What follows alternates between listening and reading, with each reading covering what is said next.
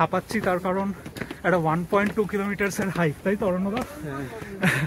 Liking the hike 100%. এই হচ্ছে toilet সিটের কন্ট্রোলার, পুরো কন্ট্রোলার, টয়লেট সিট ইলেকট্রিসিটিতে লাগানো, এখানে কন্ট্রোলার, পুরো স্মার্ট একটা টয়লেট।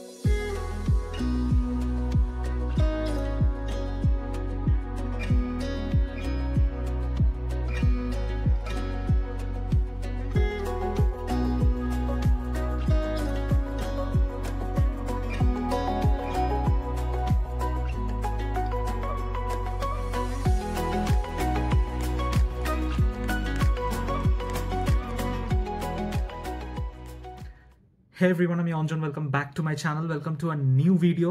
তো আজকে সাংহাইতে শেষ দিন, চায়নাতে শেষ দিন, আজকে যাচ্ছি এখন সাউথ কোরিয়াতে। তো জাস্ট রেডি হয়ে নিয়েছি, এখন বাজছে সকাল 8:15। তো 8:50 নাগাদ ট্যাক্সি আসবে, ট্যাক্সি করে যাব এয়ারপোর্টে, এয়ারপোর্ট থেকে সোজা সিওল। তো মাঝখানের এই সময়টুকু 8:15 থেকে 8:50 নাগাদ ব্রেকফাস্টটা করে নেবো তাড়াতাড়ি করে। তো চলে এলাম চায়নার পুডং ইন্টারন্যাশনাল এয়ারপোর্টে। সাংহাই থেকে আমাদের হোটেল থেকে এখানে আসা অবধি প্রায় 1.5 ঘন্টা মতন লেগেছে। ওই রাস্তাটা দিয়েই এলাম, এসে ওই রাস্তাটা কানেক্ট হচ্ছে সোজা এয়ারপোর্টে। এয়ারপোর্ট বিশাল বড় এয়ারপোর্ট। তো আমাদের এখনও হাতে অনেক সময় আছে, মানে এখনও 1.5 ঘন্টা মতন আছে। এরপর প্লেন ধরবো হচ্ছে ইনচিয়ান এয়ারপোর্ট যাওয়ার। ইনচিয়ান হচ্ছে সিওলের কাছাকাছি যে এয়ারপোর্টটা। তো সাউথ কোরিয়া যাচ্ছি, সিওল যাচ্ছি যেরকম বললাম। তো এখনও 1.5 ঘন্টা ওয়েট করতে হবে এই এয়ারপোর্টে। শুধু এদিক ওদিক ঘুরে বেড়াচ্ছি, একটু দেখছি এয়ারপোর্টটা। ফ্লাই করছি আসিয়ানা এয়ারলাইন্স, আমি কখনো ফ্লাই করিনি আসিয়ানা। তো এটাই একটা পেলাম, ডাইরেক্ট এয়ারলাইন্স। এখান থেকে সিওল যেতে লাগে 2 ঘন্টা, 2.5 ঘন্টা, 2-2.5 ঘন্টা মতন লাগে। তো ফ্লাইট টাইম টোটাল, তারপর টাইম ডিফারেন্স আছে, সেটা তো আলাদা। ওখানে গিয়ে বলছি টাইম ডিফারেন্সটা কত, আমি এক্স্যাক্টলি ঠিক জানি না। গুগল তো এখানে চায়নাতে চলে না, তো দেখতে ভুলে গেছিলাম। একটা জিনিস যেটা দেখলাম এয়ারপোর্টে হচ্ছে গিয়ে ইমিগ্রেশন, বর্ডার কন্ট্রোল এগুলো করলাম, মানে ইমিগ্রেশনে এত লাইন এর আগে কখনো দেখিনি। মানে এত এয়ারপোর্টে ট্রাভেল করেছি, তো এত এত হিউজ অ্যামাউন্ট অফ লোকজন এখানে এই চায়নার এয়ারপোর্টে, ইমিগ্রেশন স্পেশালি। তো এরকম লাইন আগে কোথাও দেখিনি। ইমিগ্রেশনে একটু সময়ও লাগাচ্ছে, বেশ অনেকটাই সময় লাগাচ্ছে। তো ওটাই আর একটা যেটা আলাদা দেখলাম। তো এই হচ্ছে এয়ারপোর্টের বাইরেটা। এই অনেক প্লেন লাইন দিয়ে আছে, খুব বিজি এয়ারপোর্ট, লাইন দিয়ে অনেক প্লেন আছে। একটা বড় লুফথানসার এয়ারবাস A380 দাঁড়িয়ে আছে।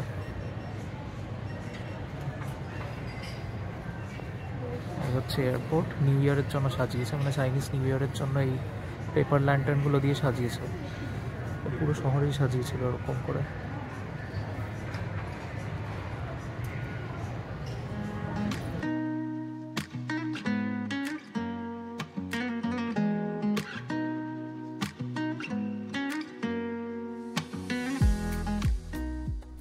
উঠে পড়লাম প্লেনে।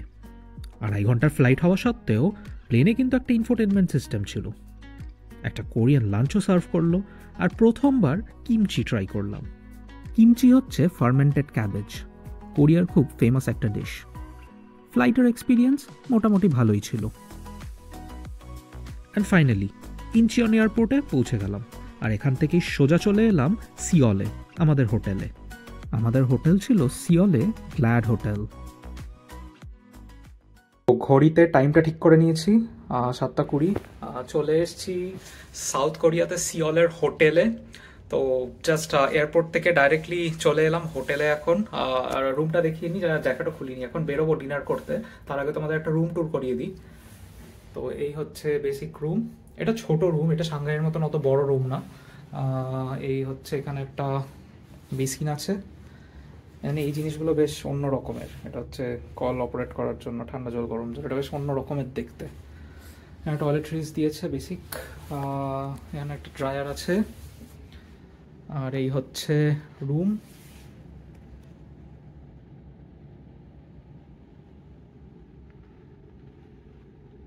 এখানে একটা বড় টেলিভিশন আছে, এখানে চা বানানোর জিনিসপত্র আছে, কফি টফি আছে। জাস্ট এসে ব্যাগ ট্যাগ রাখলাম এখানে।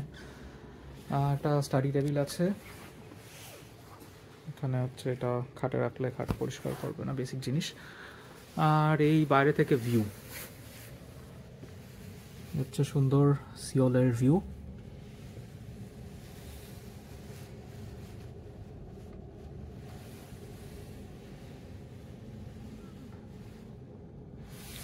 তো এই হোটেলে আমি আছি এখন 7th ফ্লোরে।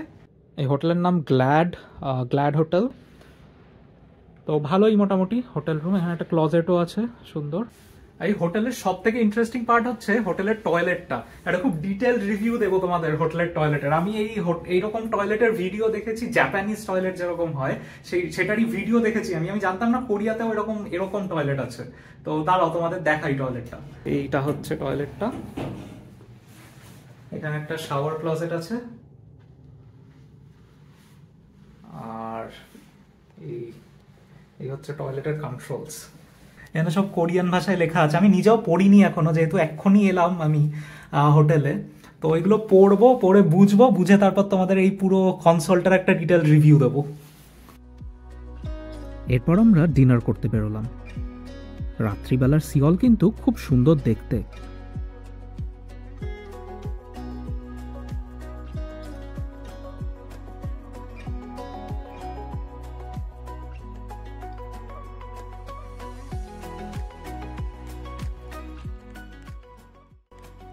এটা খুবই ইন্টারেস্টিং কনসেপ্ট।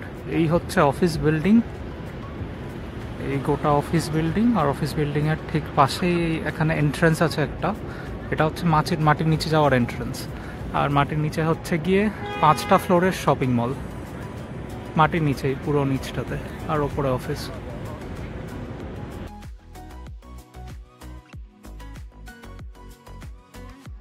আর এই মলের ভেতর ঘুরতে ঘুরতেই একটা ভালো দোকান পেয়ে গেলাম, যেখানে আমরা ডিনার সেরে নিলাম। এই ছিল আমাদের আজকের ডিনার, আর তার সাথে একটা খুব সুন্দর দেখতে cocktail.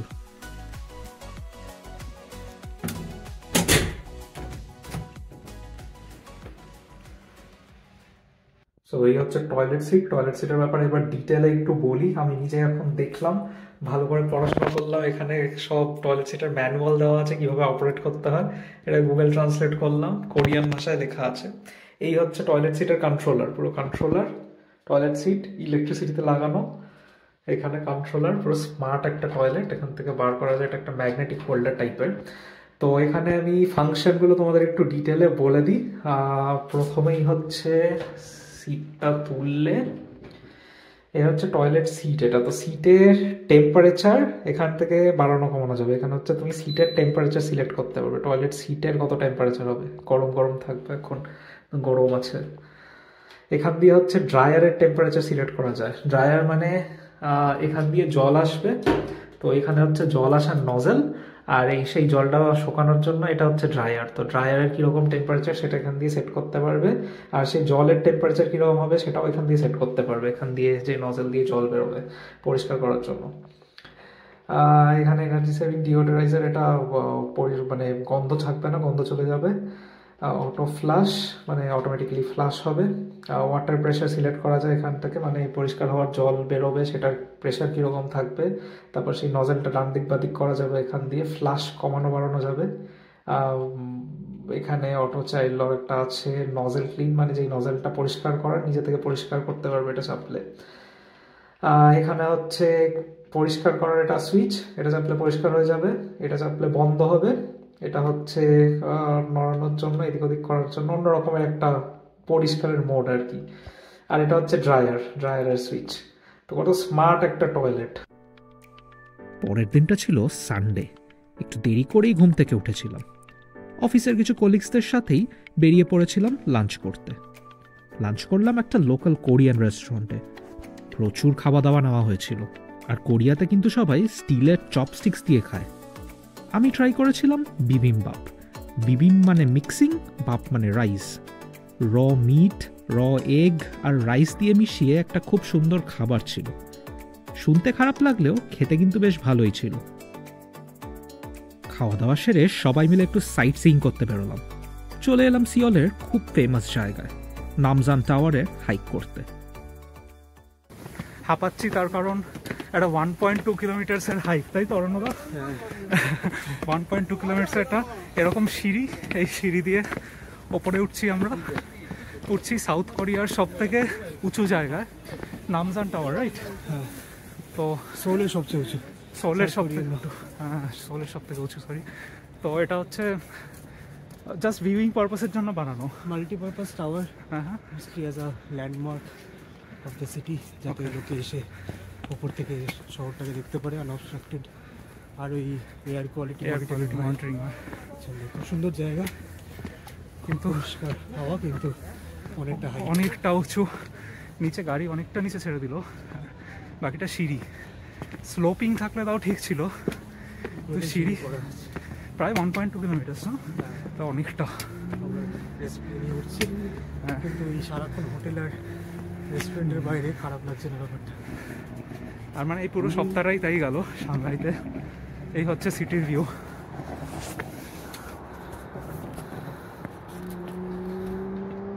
That's the sound of a city, like Shanghai. Can't hear anything. It's mobility.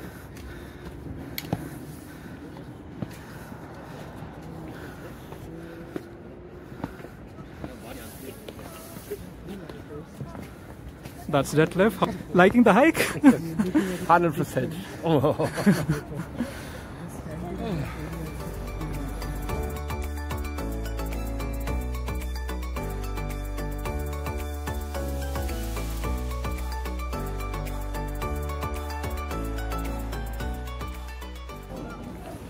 প্রায় 1.5 কিলোমিটার ওপর হাইক করে উঠলাম, হাঁপিয়ে গেছি মোটামুটি। উঠে এরকম একটা সুন্দর মাঝখানে এরকম বসার জায়গার মতন করা আছে শেড দেওয়া। এটা খুবই পুরোনো একটা স্ট্রাকচার দেখে যেটা লাগলো। আমরা এলাম ওই রাস্তাটা থেকে হাঁটতে হাঁটতে এলাম। ওখানে মাঝখানে অনেক দাঁড়ানোর জায়গা ছিল, দাঁড়িয়ে একটু রেস্ট নেওয়া যায়, সুন্দর ভিউ পয়েন্ট টাইপের, বেশ সুন্দর ভিউ দেখা যায়। আর এটা হচ্ছে একদম ওপরটায়। তো এই হচ্ছে পুরো একটা 360 ডিগ্রি ভিউ এখান দিয়ে। এখানে সুন্দর ওই পেপার বার্ড না প্লাস্টিকের বার্ড মতন করা আছে। তো এইগুলো বেশ সুন্দর, অনেক জায়গায় ঝোলানো আছে, দেখতে বেশ ভালো লাগছে এগুলো। আর এই হচ্ছে সাউথ কোরিয়ার মেন ল্যান্ডমার্ক টাওয়ার, নামজান টাওয়ার। ওখান থেকে ভিউ আছে, যাবো ওদিকটা দেখতে। আর এইদিকে সানসেটও হচ্ছে, সুন্দর দেখা যাচ্ছে এখানটায়, সানসেট পয়েন্ট।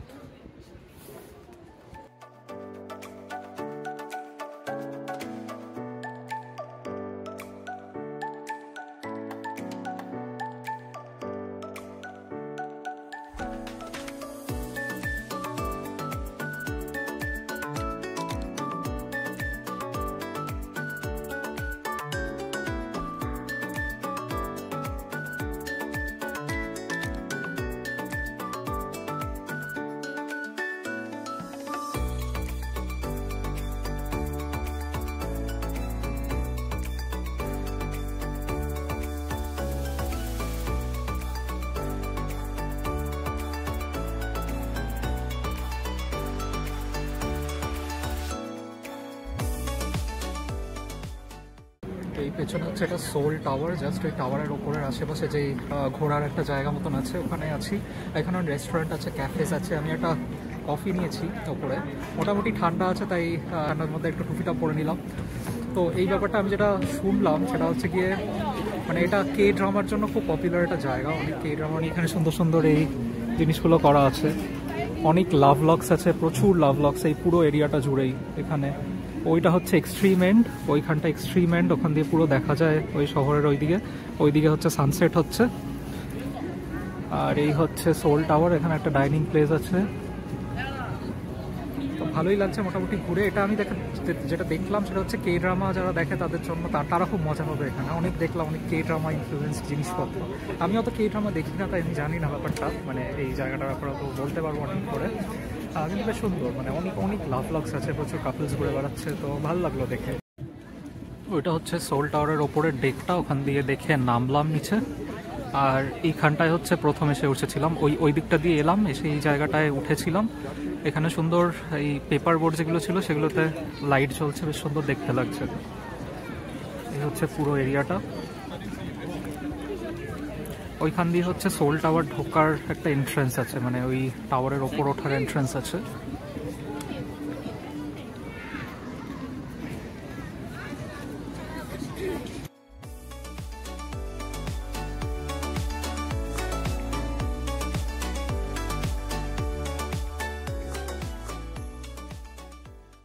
ওই সোল টাওয়ার থেকে নামলাম ওই রাস্তাটা দিয়ে, নেমে এখন নিচে নামবো।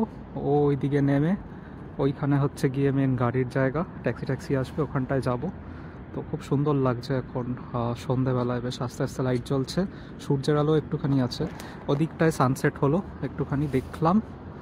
তো চলো এবার ব্যাক করব, এবার যাব। আজকে ডিনারও আছে, একটা ডিনার ইভেন্ট আছে, সব যারা লোকাল কোরিয়ান অফিস থেকে অর্গানাইজ করেছে একটা ডিনার পার্টি, তো সেখানটাই যাব। সবাই যাচ্ছি, এখন নিচে নামছি, আবার সেই 1.5 কিলোমিটার নিচে নামাটা অ্যাকচুয়ালি সোজা ওপরে ওঠার থেকে, তো সেটাই যাই, তারপর গিয়ে দেখাচ্ছি কোথায় কি ডিনার করছি, কি করছি। এটা লোকাল কোরিয়ান বারবিকিউ ডিনার করার কথা, তো সেটাই করব। এরপর ট্যাক্সি নিয়ে চলে এলাম আমাদের ডিনার ইভেন্টে। কোরিয়ান বারবিকিউ ট্রাই করলাম প্রথমবার, খুবই সুন্দর এক্সপিরিয়েন্স ছিল। সবাই মিলে একসাথে বসে বারবিকিউ খাওয়া, লোকাল কোরিয়ান ড্রিঙ্ক সোজু আর বিয়ার একসাথে মিক্স করা শিখলাম। এটাও আর একটা র মিট আর র এগের ডিশ, শুনতে খারাপ লাগলেও ভালোই খেতে। তো আজকের মতন টাটা, দেখা হচ্ছে সিওলের পরের ভিডিওতে।